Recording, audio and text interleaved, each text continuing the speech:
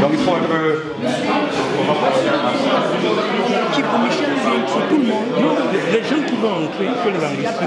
C'est déjà fait. C'est bien. Oui, non, c'est pas Non, non, c'est déjà bon.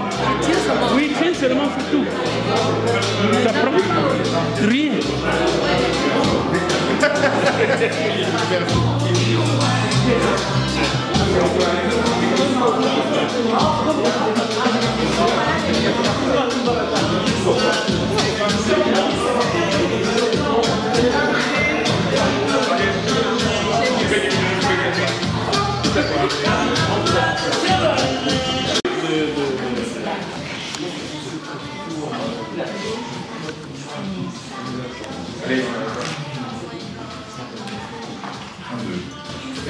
on m'entend? C'est bon? Magnifique. Moi je m'entends pas, je suis un petit peu sourd, hein, vous m'en veuillez pas. Merci à tous d'être venus à cette soirée du CRIC qui est un petit peu particulière parce que c'est la première, j'espère, d'une série de soirées de vernissage et d'inauguration. Pour cette première, je voudrais vraiment remercier nos amis d'Aujust qui ont permis que cette soirée ait lieu. J'aurais voulu, Thierry Tournois, notre directeur, aurait voulu être parmi vous ce soir, encore tout à l'heure on en parlait, mais un empêchement de dernière minute l'a empêché d'être là. Il m'a demandé de vous transmettre ses amitiés de vive voix, ce que je fais volontiers, avant de passer la parole à mon ami Christian, dès qu'il aura lâché son appareil photo. Là il va vite en faire encore une ou deux, mais ne lui en veuillez pas, il ne sait pas s'empêcher. Et je vous souhaite une très très bonne soirée, je vais passer tout de suite la parole à Christian.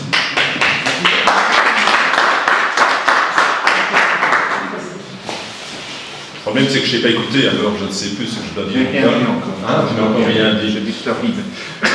Ken, viens à moi. Avec Michel.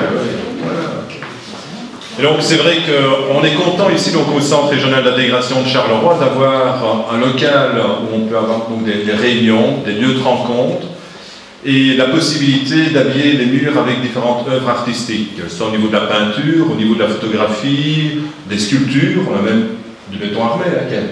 Oui. Et béton armé, c'est vraiment du béton armé. Hein. Donc si vous voulez soulever la tête qui est dans le coin, je vous le déconseille. À deux, on n'y arrivait pas.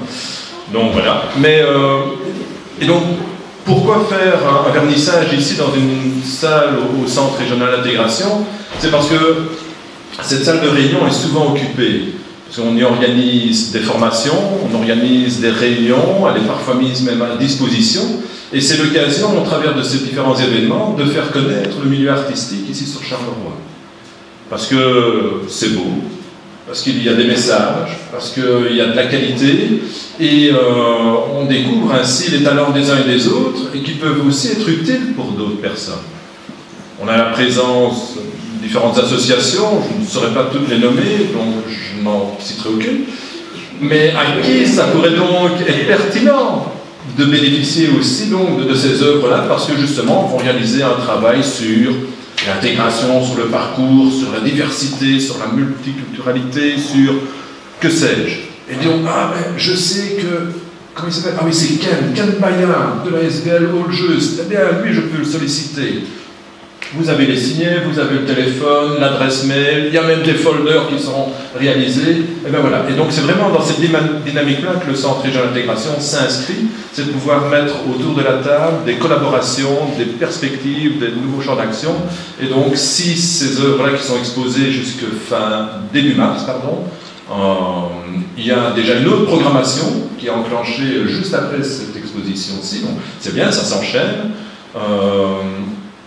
Et on a prévu, c'est assez compliqué, vous disiez, c'est une salle de réunion. Donc difficile de venir demain matin à 9h parce que les bureaux sont verts. Tiens, je viens voir avec mes amis les photographies dont j'ai entendu un reportage sur, avec M. Paradis au niveau Téléspi, etc.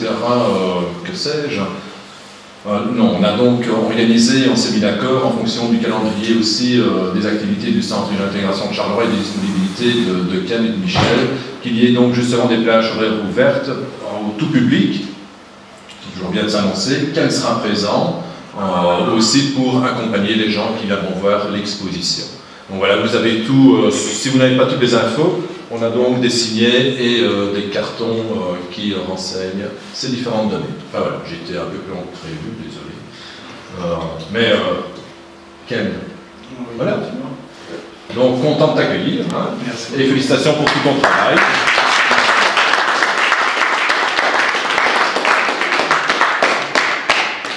Donc, Ken, si tu peux te présenter un peu ton parcours et... Il fera ça après. Fais, Victor. Moi, je m'adapte. Hein. Je m'adapte. Hein. Parce que, encore une fois, bonsoir. Parce que dans le programme, nous avons prévu d'essayer de définir un tout petit peu ce que nous sommes venus. Or, juste maintenant, nous sommes tous là, la Ligue et tout le monde, toutes les associations. Nous sommes avec Ken pour dire que ça, c'est une manière de transmettre la richesse qu'on a amenée de ce soir. C'est-à-dire, à travers Ken que nous accompagnons aujourd'hui, nous allons essayer de faire une lecture de notre société africaine sous un petit aspect qui ne représente pas tout. Mais c'est une façon de vivre, de vivre, d'accepter la nature, d'être dans la nature, d'utiliser la nature, de donner forme à la nature. Alors, Ken, il est de ceux-là, un jeune homme, je sais qu'il ne le dira pas lui-même, un jeune homme qui a étudié ça, il a fait l'Académie des Beaux-Arts à Kinshasa, donc il a appris plein de choses. Mais c'est comme qui dirait, mais est-ce qu'il est peintre, il est céramique, il est sculpteur, il est potier ou quoi? Ken est un peu tout ce que vous pouvez imaginer dans le langage artistique qui porte un message. Donc, il va dire lui-même le message qui est contenu là-dedans. Ici, c'est une façon de dire qu'il y a beaucoup de valeurs qui sont ici, en Belgique, qui sont venues d'ailleurs, qui n'ont pas l'opportunité de pouvoir s'exprimer. Mais ici, grâce au CRIC et grâce au monde associatif, nous commençons, comme ça, ce n'est plus une première de la série, même pas une première, c'est un des éléments de la série, parce que nous avons commencé, ça c'est la 10e édition avec l'Africulture, l'Afrique en livre, de montrer un peu la richesse de la littérature africaine. Donc ça signifie qu'on n'est pas venu main vide, on est venu avec un message. Donc quand vous entendez parler de l'Afrique en livre, vous entendez parler de ceci, c'est une expression culturelle de l'Afrique. Aujourd'hui c'est Ken, avec l'art qu'il a appris. Nous allons essayer de l'accueillir, pas seulement comme Ken lorsqu'il était venu pour demander l'asile, mais comme Ken, porteur d'un message culturel. Parce que nous militons pour l'interculturel. Vive l'intégration, mais qu'on accepte l'interculturel. Merci Ken du parler.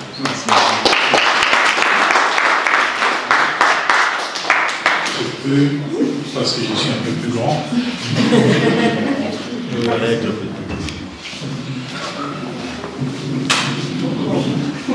Ça va? Oui, ça va. Bonsoir tout le monde. En fait, c'est à moi plutôt de vous remercier d'abord premièrement d'être venus et aussi au fait à tous ceux qui ont contribué, n'est-ce pas, pour que cette œuvre puisse réussir. Et je tiens aussi à dire que le message, c'est tout simplement que j'ai voulu, n'est-ce pas, parler de l'Afrique au travers des toiles. Donc ça, bien sûr, c'est pour des personnes qui n'ont jamais, n'est-ce pas, l'occasion de visiter l'Afrique. Et bien, au travers de ces toiles, vous pouvez, n'est-ce pas, visiter l'Afrique.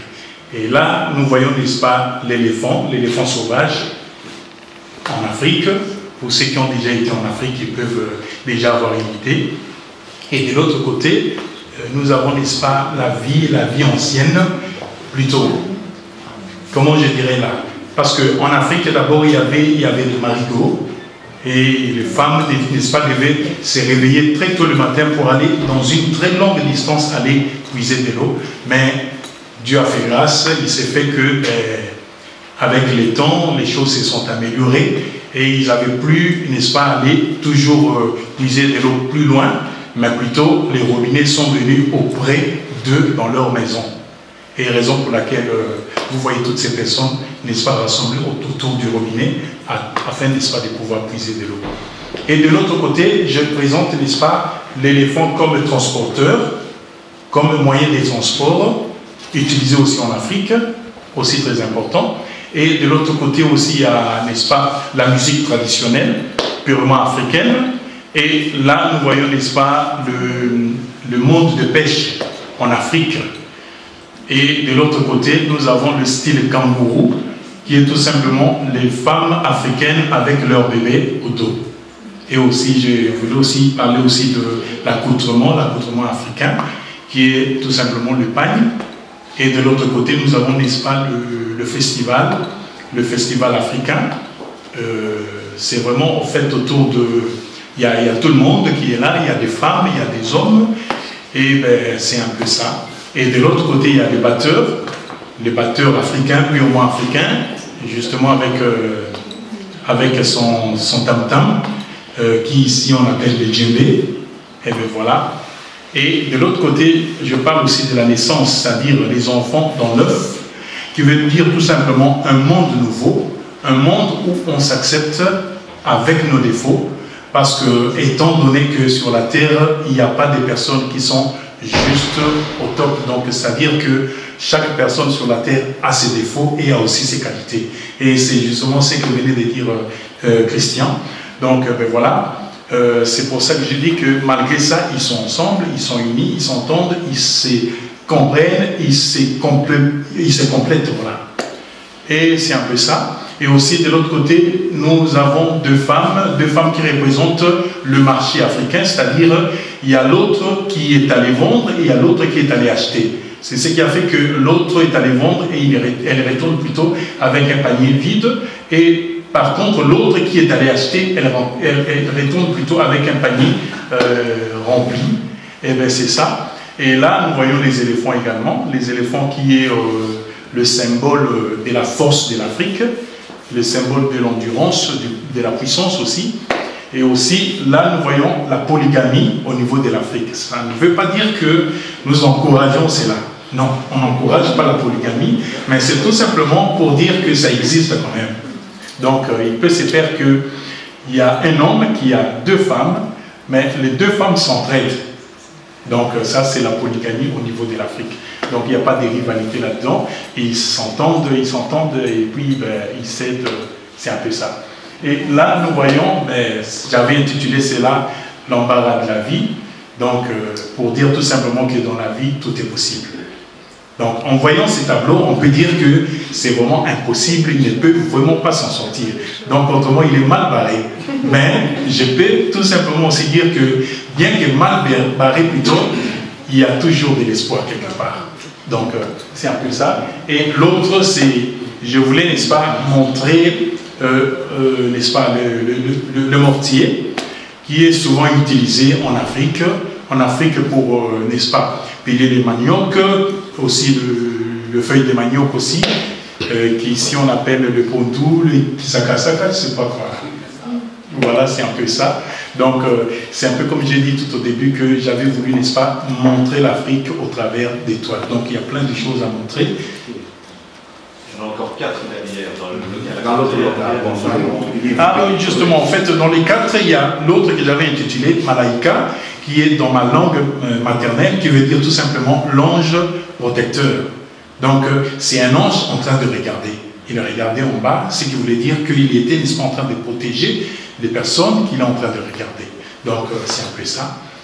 Et bien, voilà.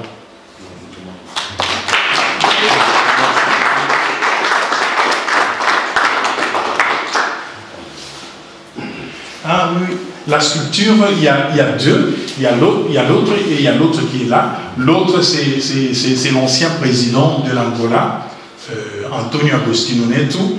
Et l'autre, c'est un guerrier africain. Ben, il a sa main levée, le poing, qui veut tout simplement dire qu'il est sûr de lui, il est sûr de son avenir, et il croit que tout, il croit, n'est-ce pas, au possible. Voilà. Voilà, il croit que tout peut aller, il croit à l'avenir, donc c'est un peu ça. Voilà. Je vais donner la parole.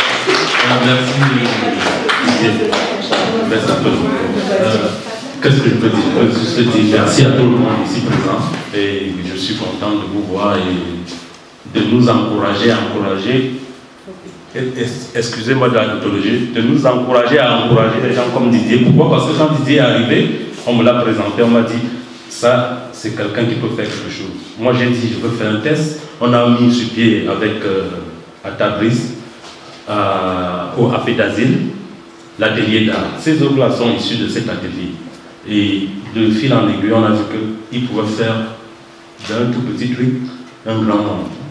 Et comme le disait tout à l'heure Yavuki, lorsqu'on arrive ici, on a dans son sac des bagages. On n'a pas un grand sac, mais il y en a des bagages qu'on peut utiliser à bon escient.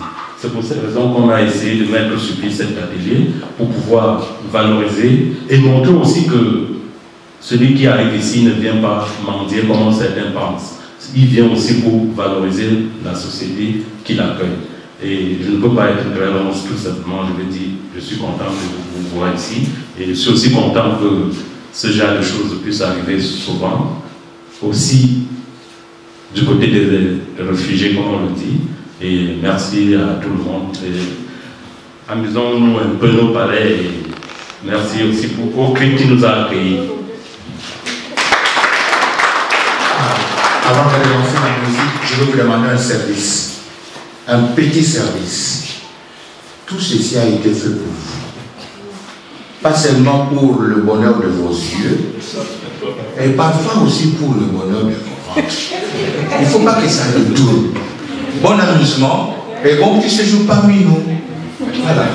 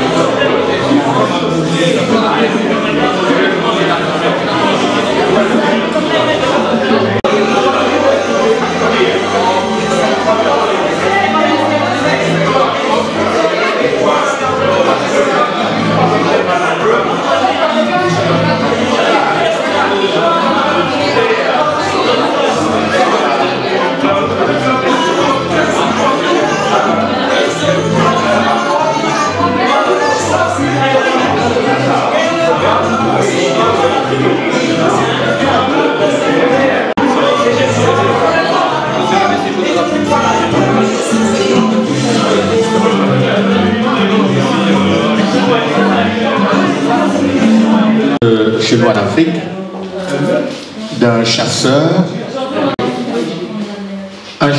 qui habitait un village, mais le village ne mangeait, il n'y avait pas tellement de gens qui aimaient les légumes. À un moment donné, il est tombé malade. Lorsqu'il est tombé malade, les gens ne savaient plus manger du gibier, tout ce que vous voulez. Alors, quand il était rétabli, ils lui ont dit, aujourd'hui, tu dois nous ramener quelque chose à manger. Tu prends ton fusil et tu vas en forêt. Et il est allé en forêt. Il a chassé, il n'a rien vu. Au soir, jusqu'à quand le soleil voulait déjà prendre son train pour retourner à Nivelles, alors il voit quelque chose dans le feuillage qui brille. Il dit, mais c'est quoi ça? Il dit, ça doit être de la bonne nourriture. Il charge son fusil. Il fait un pas à l'arrière, comme un bon chasseur africain. Il se met un peu à genoux. Il fait un clin d'œil. Et juste au moment où il voulait tirer, l'animal se dévoile. C'était qui? Monsieur le lion. Oh, monsieur a commencé à pleurer. Il a commencé à prier. Alors finalement, il dit, prier, ça ne résout rien. Il se met devant le lion qui regarde, regarde-moi ça. Et oh mon Dieu, je sais que tu m'aimes beaucoup, si ton enfant, tu vas me laisser quand même être dévoré. Fais le miracle que tu as fait dans le temps, dans l'Ancien Testament, oh mon Dieu, je t'aime, je t'aime, je t'aime, je t'aime. Mais il n'entendait pas le je t'aime de Dieu par contre. Alors finalement, du coup, quand il a fini sa prière, et c'était le tour de la prière du lion. Et le lion n'a pas fait autre chose que chanter dans la joie. Oui. Il a commencé. Bénissez ce repas, cette table accueillante, et procurez du pain à ceux qui n'en ont. Quand il a entendu cette prière-là, monsieur a pris le large. Il dit, où est-ce que tu vas? Tu es dans mon royaume. L'homme a fui et il a trouvé refuge sur un arbre. Et quand il voulait monter, le lion a aperçu son ennemi, le boa. Et l'homme aussi a vu le roi, il dit, mais maintenant je vais faire quoi? Il dit, vous deux, ni l'arbre, ni là-bas, vous ne mourrez pas. Comme je sais nager, je vais dans l'eau. Et juste quand il voulait lâcher, il voit monsieur le crocodile. Et le crocodile aussi a fait la même prière que le lion. Bénissez ce repas, cette table.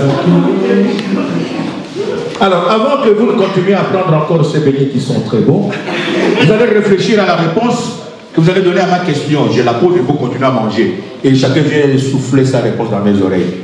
Laquelle de prière a été exaucée? La prière du chanceur ou la prière du lion et du crocodile? Bon appétit!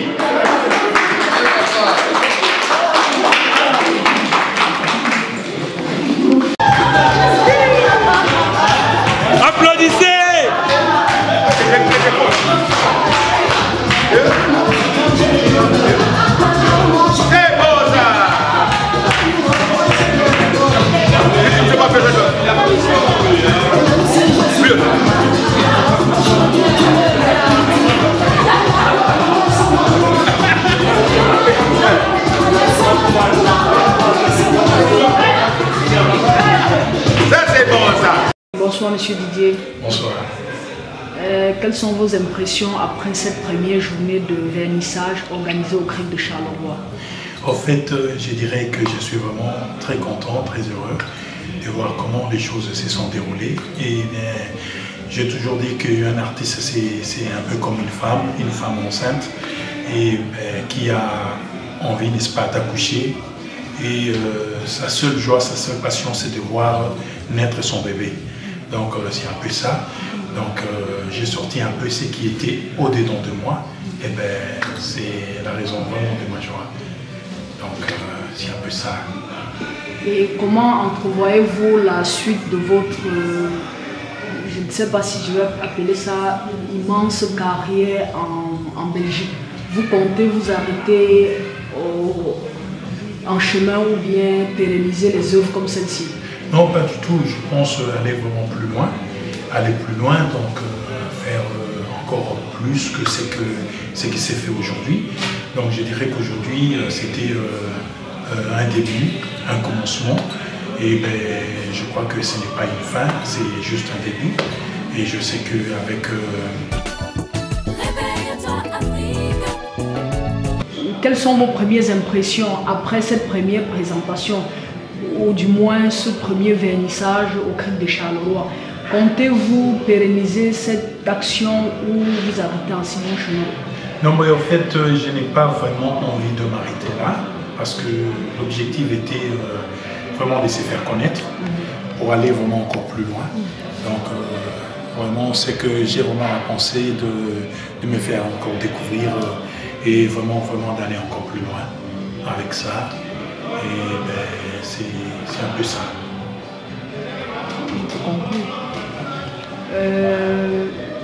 Et quel est votre mot de fin? Le mot de fin est juste que l'art africain, c'est, comme avait dit le monsieur, comme avait dit Christian, et comme avait dit aussi Michel, comme avait dit aussi Victor, que nous venons avec un bagage, nous venons faire connaître l'Afrique. Et justement, aujourd'hui, j'ai essayé, n'est-ce pas, de faire connaître l'Afrique au moyen de ces toiles, que ceux qui n'ont jamais eu l'occasion d'aller en Afrique, mais au travers de ces toiles, ils peuvent quand même s'y retrouver, connaître l'Afrique, connaître au fait d'où nous venons et savoir que nous avons aussi de culture, comment je dirais là. Oui, en fait, c'est que l'Afrique a ses valeurs, l'Afrique a ses cultures, et ce sont ces cultures que nous voulons, n'est-ce pas, faire connaître aussi en Europe. Parce qu'à des fois, même les enfants qui naissent, ils sont un tout petit peu, un peu confondus du fait que ils sont nés, ils ne savent pas l'origine ou la source, n'est-ce pas, de leurs parents. Et voilà, justement, c'est pour ça que nous avons voulu, au travers de ces toiles, au travers de l'art, communiquer un message pour que l'Europe sache que l'Afrique a aussi une culture et a aussi des valeurs. Et voilà, justement, c'est à cause de ça, nous voulons, n'est-ce pas, faire connaître ce que nous avons comme culture en Europe, voilà. Donc, c'est un peu ça.